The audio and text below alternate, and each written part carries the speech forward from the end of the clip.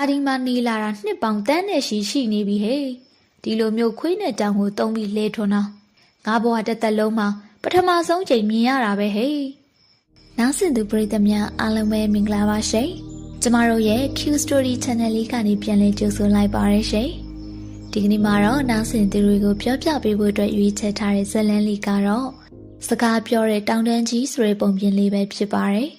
ပုံပြင်လေးကိုမစခင်မှာဆိုရင်တော့ထုံးစံအတိုင်းပဲ channel လေးကို like and subscribe လေးလုပ်ပြီးတော့ support ပေးထားခဲ့ဖို့ကိုလည်းမေတ္တာရက်ခံချင်ပါတယ်ရှင်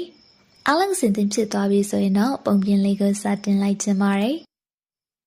ဟိုးရှိတုန်းကရွာကလေးကျွာမှာမိသားစုတစ်ခုရှိပြီးတော့အဲ့ဒီမိသားစုလေးမှာဆိုရင်တော့ဖအေးဖြစ်တဲ့သူနဲ့သားနှစ်ဦးရှိပါတဲ့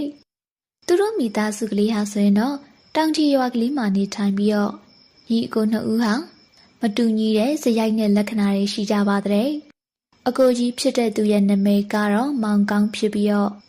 ညီလေးဖြစ်တဲ့သူရဲ့နာမည်ကတော့မောင်တူတာလို့ခေါ်ပါတဲ့အကိုဖြစ်တဲ့သူကအရန်ကိုအစောတန်ပြီးတော့အိမ်အလုပ်တွေကိုလည်းစိတ်ဝင်စားပါဘူးတဲ့ကွယ်အငယ်ဖြစ်တဲ့မောင်တူတာကတော့စာဖတ်ဝါသနာပါပြီးတော့ငိမ့်သက်ကလေးနေထိုင်ရတာကိုကြိုက်နှစ်သက်တဲ့သူတူဖြစ်ကအတော်ကလေးကိုမှရင်ကျက်တည်ငြိမ်သူလည်းဖြစ်ပါတဲ့စာပေတွေကိုလည်းအမြဲတမ်းလေ့လာလိုက်စားပြီးတော့အငယ်ဆိုပေမဲ့လည်းအကြီးပြီးသားအောင်နေထိုင်ကျင့်ကြံတဲ့သူတူလည်းဖြစ်ပါတဲ့ကွယ်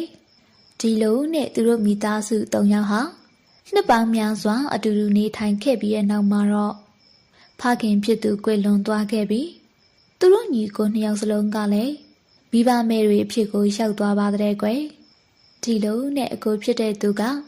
အကိုကြီးအဖရာဆိုတဲ့စကားအတိုင်းအိမ်ထောင်ဦးစီးအဖြစ်ကိုရောက်သွားပြီးတော့အဖေဖြစ်တဲ့သူပိုင်ဆိုင်ခဲ့တဲ့ပစ္စည်းဥစ္စာတွေကိုသူတယောက်တည်းကသာရတင်ကြောင်းပြောပြီးပိုင်ဆိုင်မှုအားလုံးကိုအပိုင်သိမ်းလိုက်ပါတဲ့ကွယ်ကဲညီလေးရေအခုအဖေလည်းဆုံးသွားပြီဆိုတော့အကိုကြီးအဖရာဆိုတဲ့အတိုင်းစီးစိမ်ဥစ္စာတွေအကုန်လုံးကိုအကိုကြီးကအပိုင်ယူလိုက်မယ်ကွာငါညီဘာပြောစရာရှိသလဲဆိုပြီးမေးလိုက်ပါတဲ့ကွယ်ဟုတ်ပါတယ်ကိုကြီးရေအကိုကြီးကအသက်ကြီးတဲ့သူဆိုတော့